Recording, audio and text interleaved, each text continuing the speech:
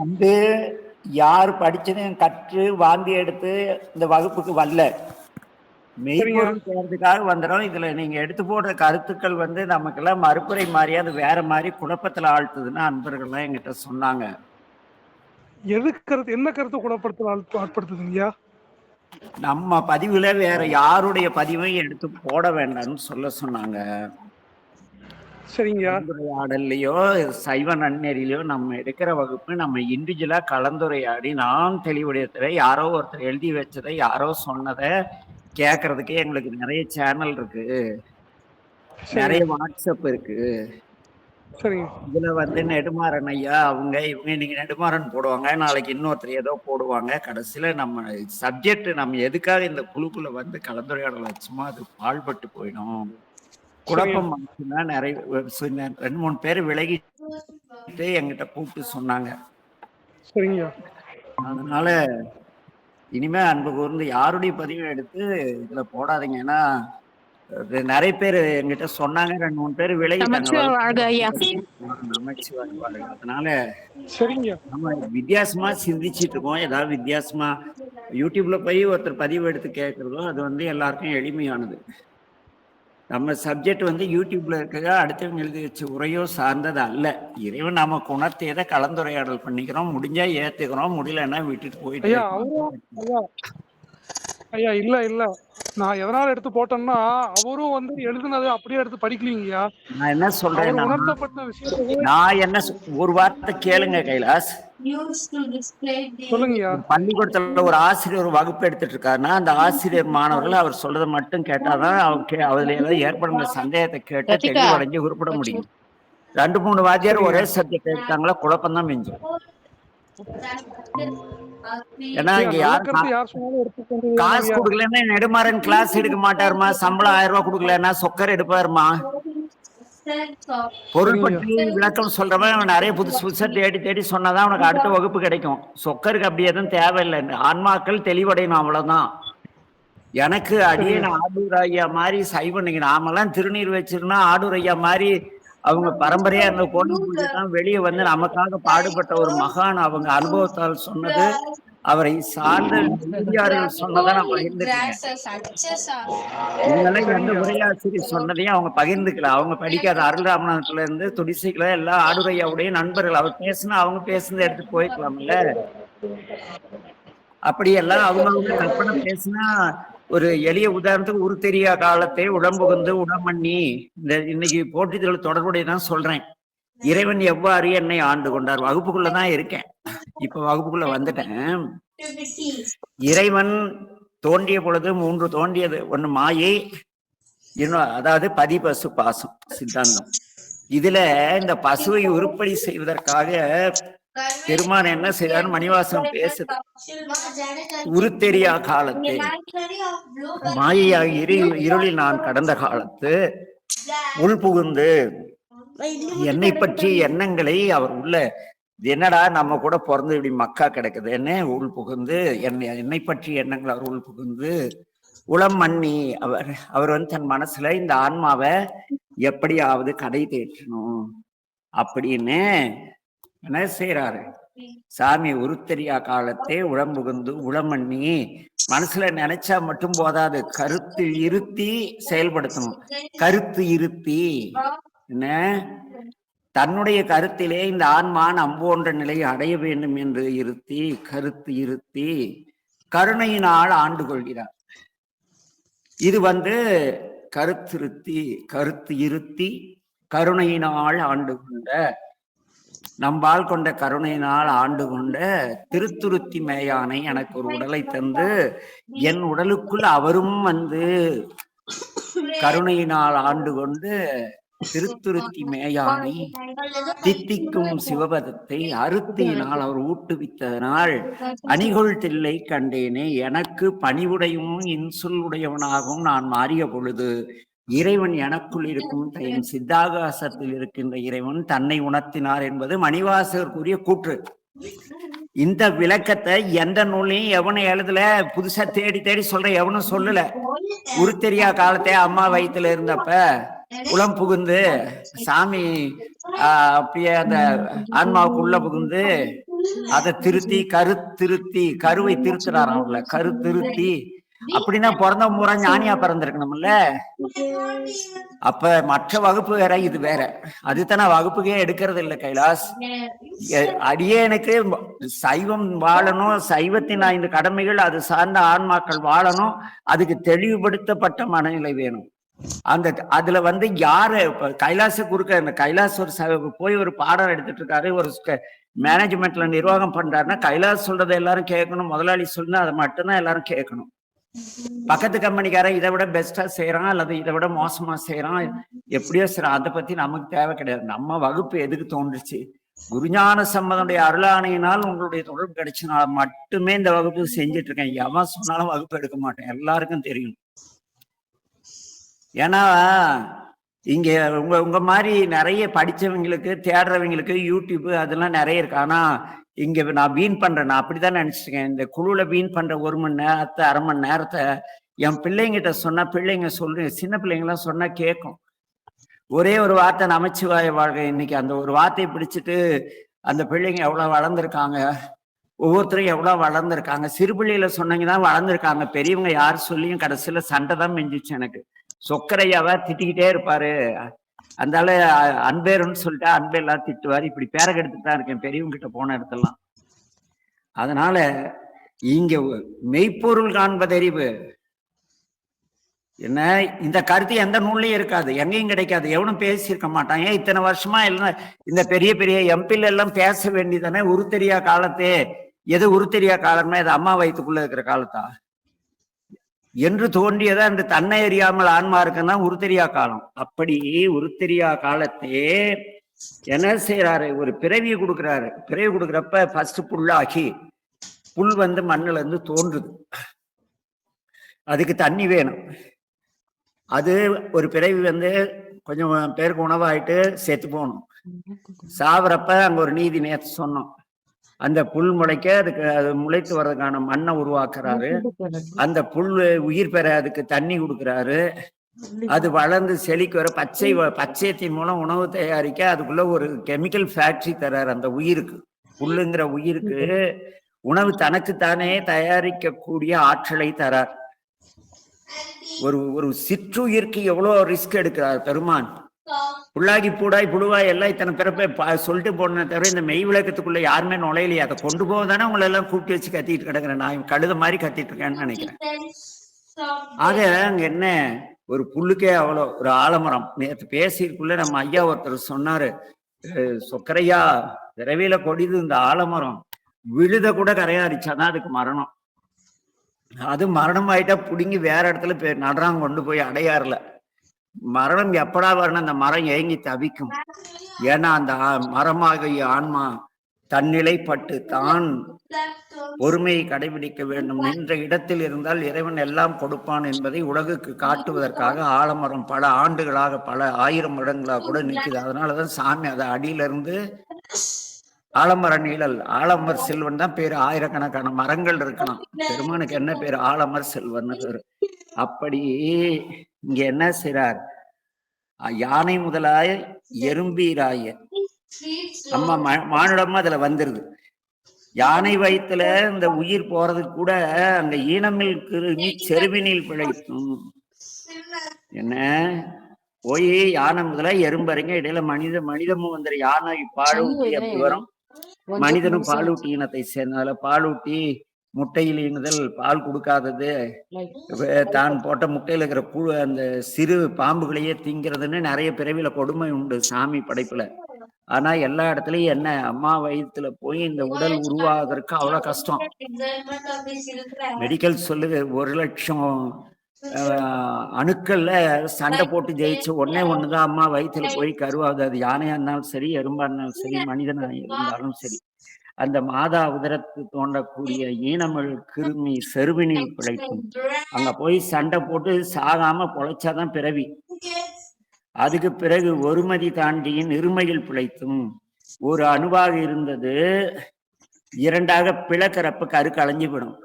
அது என்னங்க, 1 மாசம் இருந்துச்சு, 2வது மாசத்துல களைஞ்சு போச்சு. எல்லாரும் கேள்விப்பட்டு இருப்போம். என்ன, இருமதி விளைவின் ஒருமையில் பிழைத்தும். 2வது மாசம் போய் மெடிக்கல் செக்கப் போறப்ப ஏடகுடமா ஏதாவது பண்ணாங்களா? 3வது இருமையில் விளைவின் ஒருமைன்னா என்ன? 3வது அந்த அந்த 2ஆ பிளக்கிறப்ப டேமேஜ் ஆனா முடிஞ்சு போச்சு பிறவி. என்ன? ஒருமதி தாண்டியின் இருமையில் பிழைத்தும். ஒரு தாண்டி கொட்டை போல சிறிய நீள்வட்டமாக இருந்த அணு 2ஆக பிரிந்து பிளவுபடும் பொழுது அந்த வைப்ரேஷன்ல அந்த உயிர் செத்து போய் வெளியே வந்தாலும் வந்துடும். மும்மதி தன்னுள் அம்மதம் பிழைத்தும். இந்த கரு உருவாகி 3 மாதத்துல அதனுடைய உறுப்புகள் அப்படி ஒரு பெரிய ஒரு எலிப்ஸ் உருவாகி அதுல ஏதோ வருது, அப்படிதான் போட்டிருக்காங்க படத்துல. அப்ப அந்த குழந்தை நடக்கிறப்பெல்லாம் டேமேஜ் ஆகாதற்கு அம்மா வயிற்றுல கர்ப்பப்பை நீர் அப்படிங்கிறது சுரக்கும். அது அடர்த்தியில கூட செத்து போனாலும் செத்து போகணும் அந்த உயிர். என்ன? மும்மதி தன்னுள் அம்மதம் பிழைக்கும். ஈரிரு திங்களில் பேருருள் பிழைக்கும். 4வது மாதத்துல கண் உருவாக ஆரம்பிச்சிடும். நீங்க அந்த மெடிக்கல் புக்ல பாத்தீங்களா தெளிவா இருக்கும். ஒரு முட்டைக்கண்ணாட்டம் ஒண்ணு இருக்கும், தலைப்பரட்டியாட்டம் ஒண்ணு இருக்கும். கண் திறந்து பாக்குறப்ப உள்ள ஒரே இருட்டா இருக்கும், ஒன்றும் தெரியாது. ஆனா அந்த ஆன்மாவுக்குள் ஏதோ எங்கேயோ மாட்டிட்டோங்கிற அந்த உணர்வு இருக்கும்.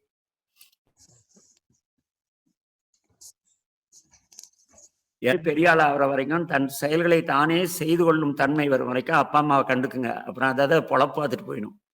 அது போல தான் எதையும் இயலாத இருக்கிற அந்த கரு அம்மா வயிற்றுக்குள்ள இருக்கிற இருளை பார்த்ததும் ஐயோ அப்படின்னு அதுக்குள்ள ஏதோ ஒரு வைப்ரேஷன் ஆச்சுன்னா செத்து போயிடும். 5 திங்களில் முஞ்சுதல் பிழைத்தும். 5 மாசத்துக்குள்ள இன்னும் கொஞ்சம் சில அவயங்கள்லாம் உருவாகி அந்த நிணநீற்றில் இருக்கக்கூடிய மேல அம்மா சாப்பிட்ட உணவின் அழுத்தம், கீழே இருக்கிற சிறுநீர் மலத்தின் அழுத்தம்லாம் தாங்க முடியாத கொஞ்சம் உருவம் வரக்குள்ள வயிறு கொஞ்சம் பெருசாகக்குள்ள அழுத்தத்தினால செத்தாலும் செத்து போயிடும். 6 திங்களில் ஊரலர் பிழைத்தும். 6வது மாசத்துல நிணநீர் அப்படியே அம்மா தொப்புள் கொடி வழியா போற உணவு உள்ள போய் குழந்தைக்குள்ள உடம்பு ஊற ஆரம்பிக்கும்.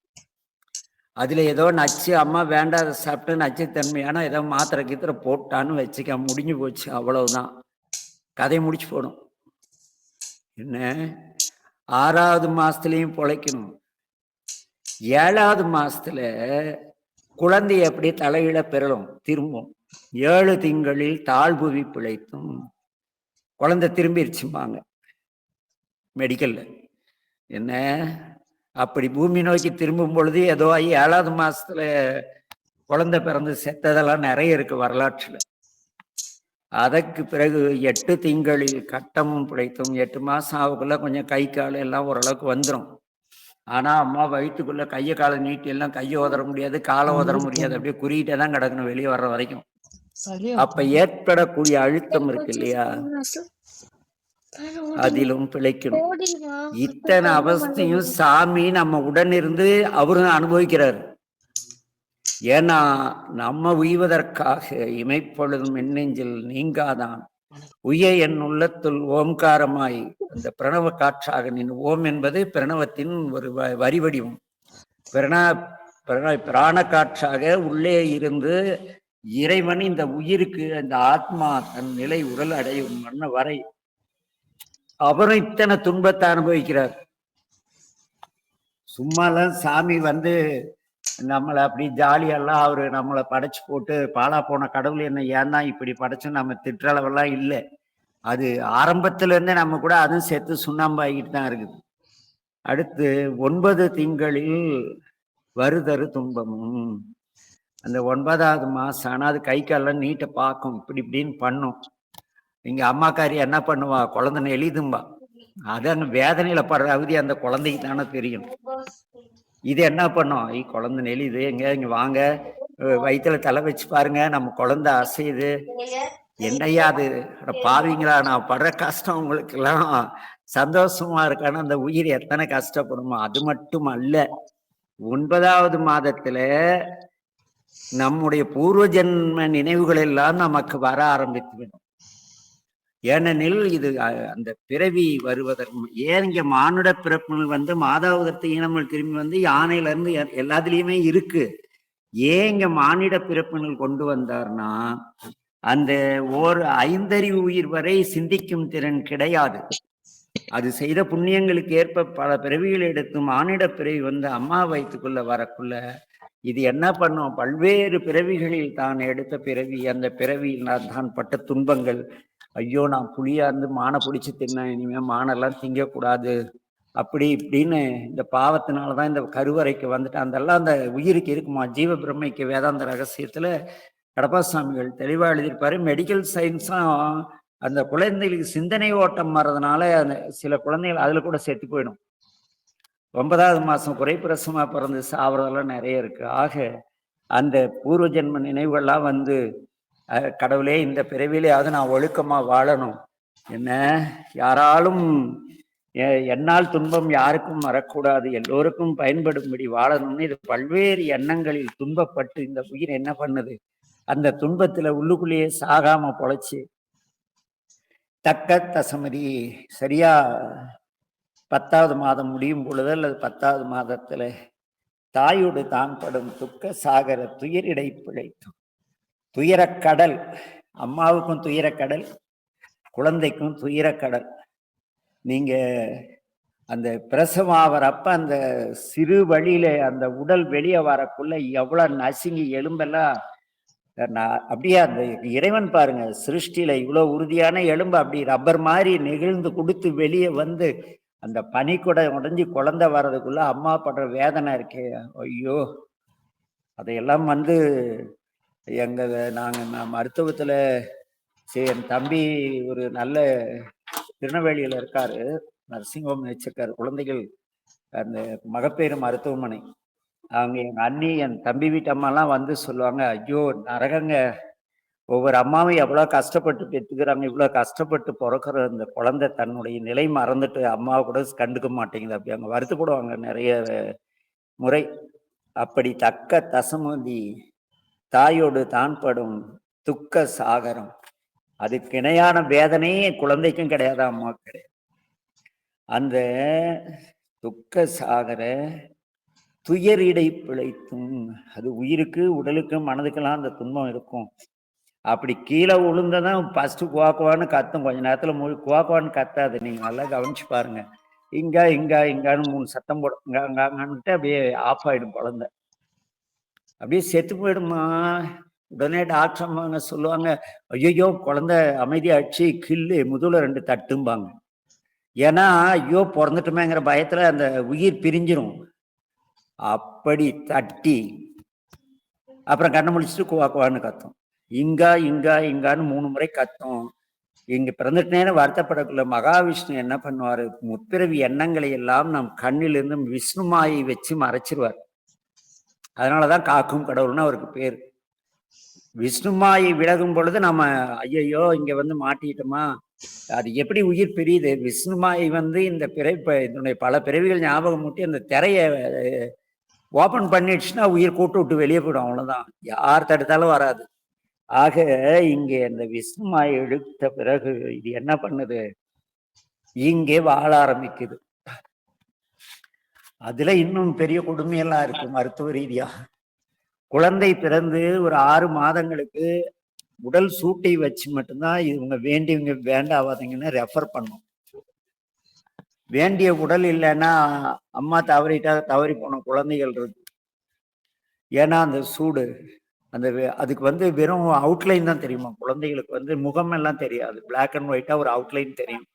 சரி, அந்த சூட்டை வச்சு இது நம்ம அம்மா தவிர யாருக்கிட்டையும் இந்த பிள்ளை போக மாட்டேங்குது, பாட்டி தவிர போக மாட்டேங்குது. ஏன்னா அந்த பாட்டியும் அம்மாவும் எடுத்து இப்படி அரவணைச்சிட்டு இருந்திருப்பாங்க. அந்த உடல் சூட்டை வச்சு நம்மளுன்னு இது ரெஃபர் பண்ணுது இந்த உயிர். அங்கேயும் சாமி கூட இருக்கார். இப்படியெல்லாம் கடுமையான சூழலுக்கு பிறகு இங்க யானை குட்டியா பிறந்தா கூட உடனே நடந்துருவோம், பிரச்சனையே இல்லை. யானை குட்டி போட்டா உடனே நடக்கும் தெரியுமா? ஆடு குட்டி போட்டா இப்படி இப்படின்னு நடக்கும். ஆனா மனிதன் குட்டி போட்டா நடக்காது. கொடுமை இல்ல? எறும்பு முட்டையில இருந்து அதே பொத்துட்டு வெளியே வந்து இறை தேடி, வேலைக்கார எறும்பு இறை தேடி போது ராணி எறும்பு கூட்டத்தை டெவலப் பண்ணுது. இந்த மனிதனுக்கு அந்த சுதந்திரம் கூட கிடையாது.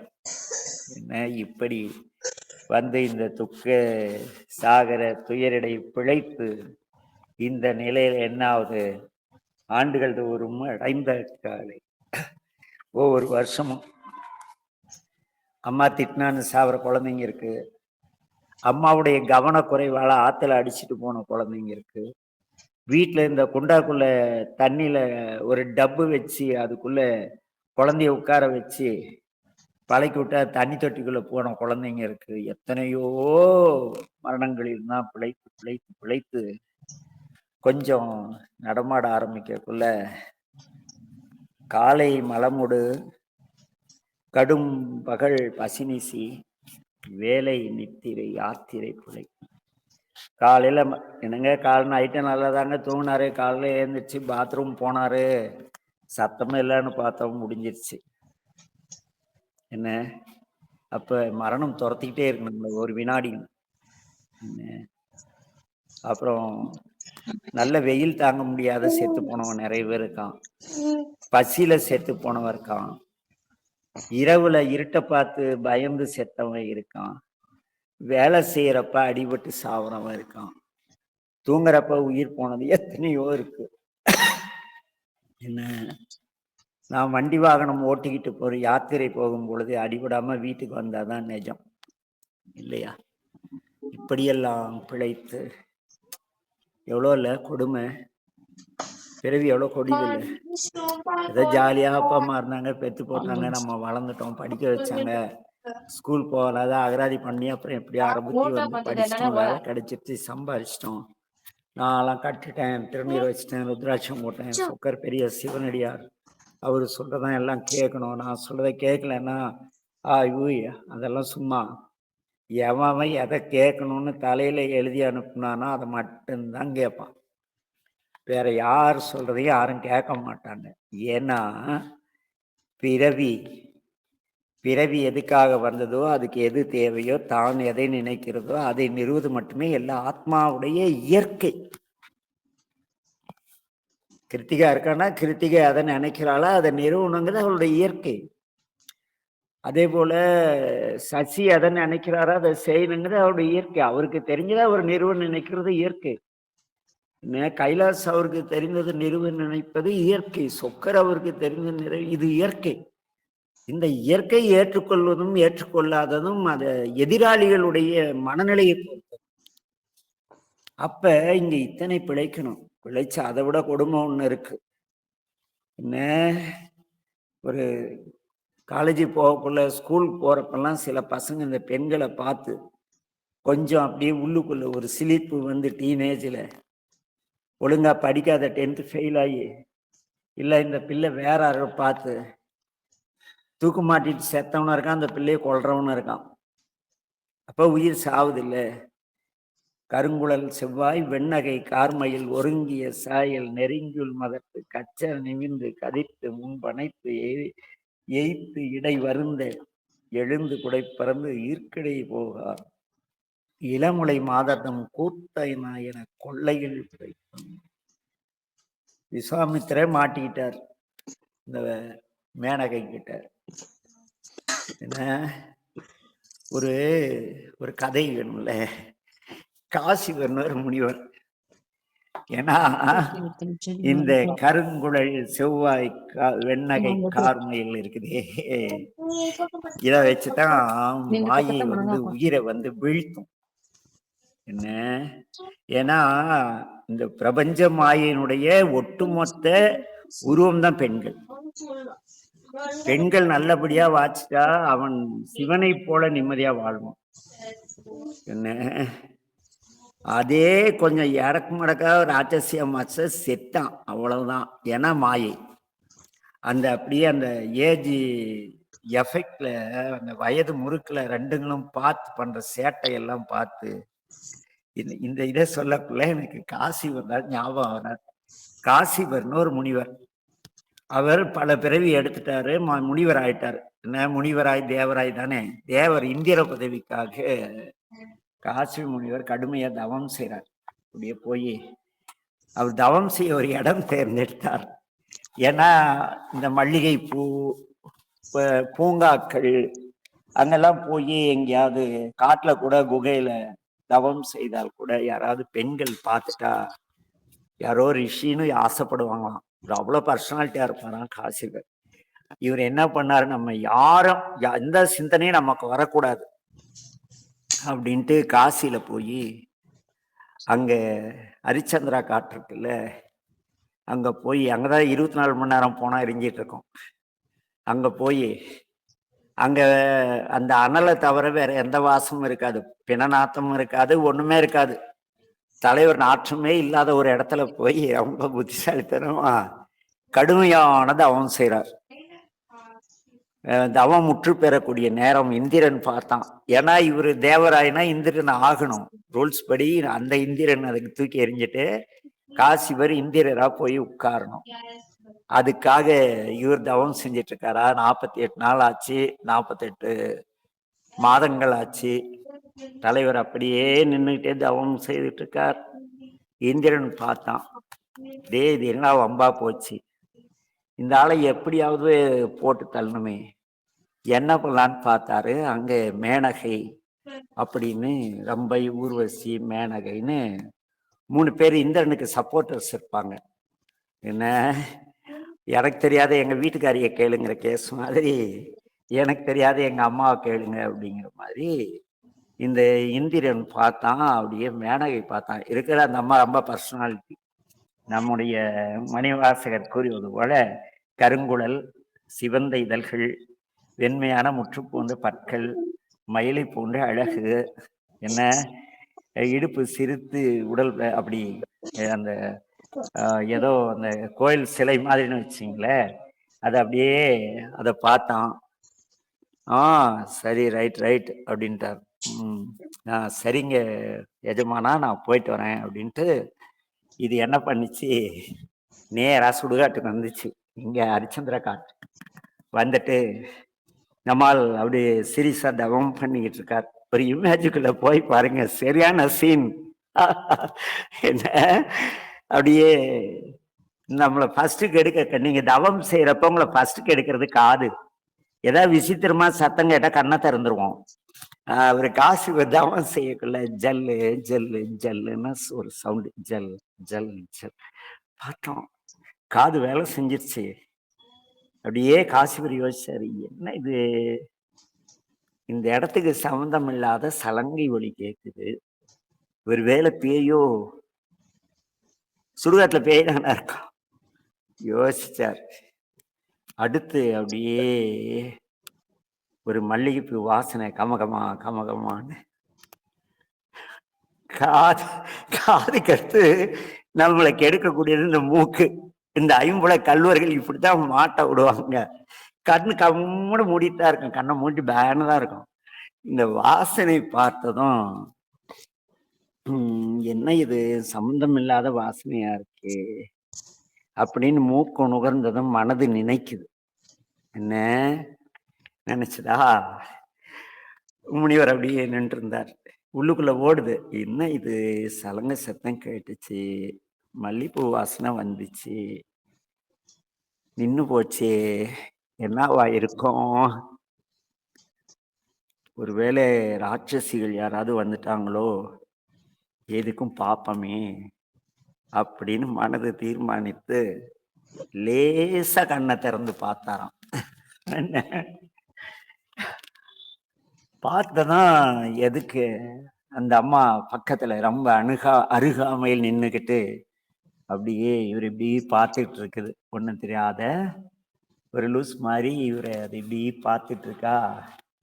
நம்மால் பார்த்தாரு, கண்ணை திறந்துட்டார். பார்த்துட்டு அம்மா அப்படின்னாரு. சாமி என்னையா? ஆமா ஆமா ஆமா உங்களை தான். நீங்க அப்படின்னாரு. வாய் பேசிடுச்சா? காது கேட்டு மூக்கு நுகர்ந்து கண் திறந்து வாய் பேசிடுச்சு, முடிஞ்சுது. நீங்க இல்லைங்கய்யா, என்னை மேனகைன்னு சொல்லுவாங்க, உங்க தவத்தை பத்தி கேள்விப்பட்டேன், இவ பெரிய தவசிரேஷ்டராகிய தங்கள் கிட்ட ஆசீர்வாதம் வாங்கிட்டு போடான்னு வந்தேன்னு. இவருக்கா அதுக்கெல்லாம் மறந்து போச்சு. அது வேற லெவல் பர்சனாலிட்டி. எல்லாரும் அப்படித்தானே மாட்டுறாங்க. போய் இந்த ஆண்கள் பூரா அவரும் மட்டும் விதிவிலக்கா என்ன பார்த்தாரு. அம்மணி, எனக்கு ஒரு முத்தம் கொடு அப்படின்னாரு. அவ்வளவுதான். அந்த அம்மா பதறிட்டாங்க. அச்சச்சோ சாமி, நீங்களா அதை கேக்குறீங்க? அச்சச்சோ, நீங்க முத்திக்காக தவம் இருக்கிறீர்கள்,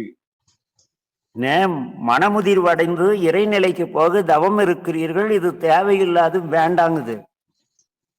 என்ன, ஒரு பெண் மறுக்க ஆணுடைய எண்ணங்கள் அதிகம் ஆகும் அப்படிங்கிறது நேச்சுரல் சைக்காலஜி, இயற்கை இது. அப்புறம் என்ன, அப்புறம்தான் அந்த மகாபாரத கதையெல்லாம் அப்புறம் தான் தொடங்குதுன்னு வச்சிங்களேன். யாரு, ஒருத்தர் வருவார், மகாபாரத ஹீரோ, அவர் பிறப்பாரு. என்ன, அது மாதிரி அங்க அந்த குழந்தை, அப்புறம் அவங்களுக்கு குழந்தை பிறக்கும், அதை கங்கையில விடுவாங்க, கங்கை வளர்த்துவா, அப்படி அது பெரிய புராணம்னு வச்சுங்களேன். இது எதுக்குன்னா, இதுல பிழைக்கிறது தான் கஷ்டம். அதுக்காக கல்யாணமே செய்யாத அப்படி வாழ்ந்தாலும் உருப்பட முடியாது.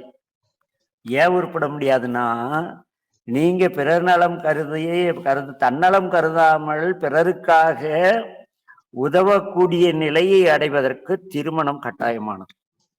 ஏன்னா யாரோ பெத்த பிள்ளை, அதுக்கு அன்பன்பா துணி எடுத்து கொடுப்பான், ஆசாசியா நகை பண்ணி போடுவான், வீடு கட்டி கொடுப்பான். அப்ப யாரோ ஒரு நமக்கு சம்பந்தம் இல்லாத ஒரு ஆன்மாவை பேணக்கூடிய தகுதி அந்த பையனுக்காக இந்த பிள்ளை அப்பா அம்மாவோட கண்டுக்காத அவன் கூட கிடக்கும். அடிச்சாலும் உதைச்சாலும் தண்ணி அடிச்சு மிதிச்சா கூட எங்க வீட்டுக்கார் தானே அப்படிங்கும். அப்புறம் அது 2 குட்டி போடும். அதுக்காக 2 பேரும் சேர்ந்து ஓடி சம்பாதிப்பாங்க. இப்படி அறம் செய்து வாழ இல்லறம் நல்லறம், இல்லறத்துக்கு நல்லறம்னு பேரு. ஆக சொக்கரையா சொல்லிட்டாரு, ஐயோ நம்ம கல்யாணமா வேண்டாம்லாம் தயவு செய்து சசி யாராவது முடிவு பண்ணிடாதீங்கப்பா, ரொம்ப போயிடும். அதற்காக காசி பதவம் எல்லாம் பண்ண வேண்டாம், சப்ஜெக்ட் சிந்திச்சிட்டு இருக்கோம். இன்னும் இருக்கு, இன்னும் எத்தனைல பிழைச்சி எல்லாம் சாமி நம்ம கூட வந்துட்டு இருக்காருன்னு தெரிஞ்சுக்கதான் இந்த போற்றி திரு அகவல்.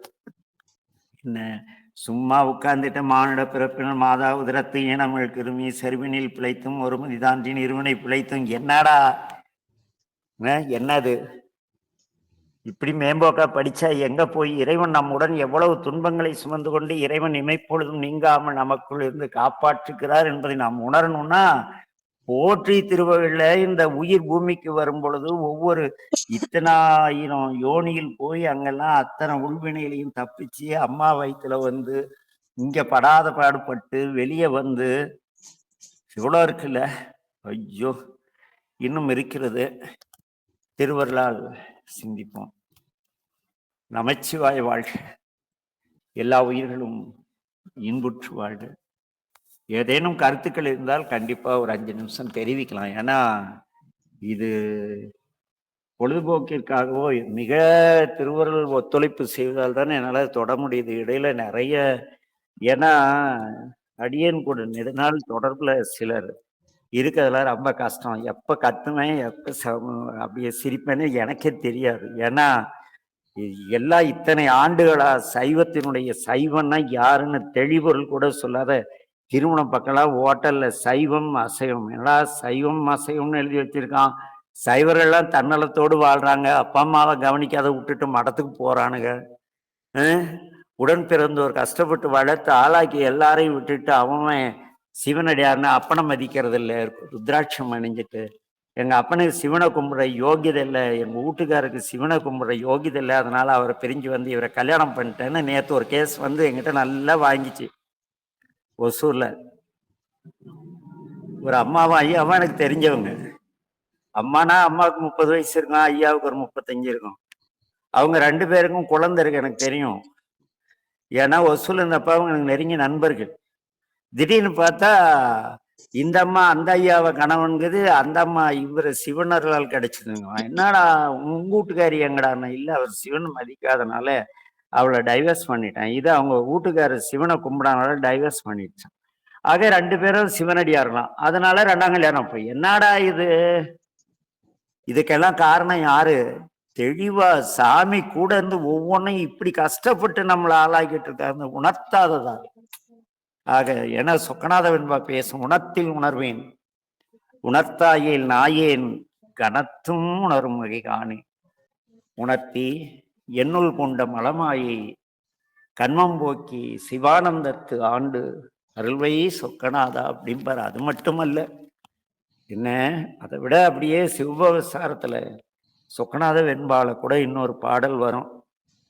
என்ன, நித்தம் எழுந்தருளி நின்மலனே என்று எனக்கு அப்படி ஆரம்பிச்சு அப்படியே வரும் பொழுது சொல்லுவார், வாக்கில் உரை பொய்யே, மனம் நினைப்பதும் கவடே, ஆக்கை தினமும் செய்வது அகத்தியமே, நோக்கில் திருவிதம் நீ இப்படி செய்வித்தால் முத்தி தருமிதமென் சொக்கநாதா ஆறுதலை இல்லை.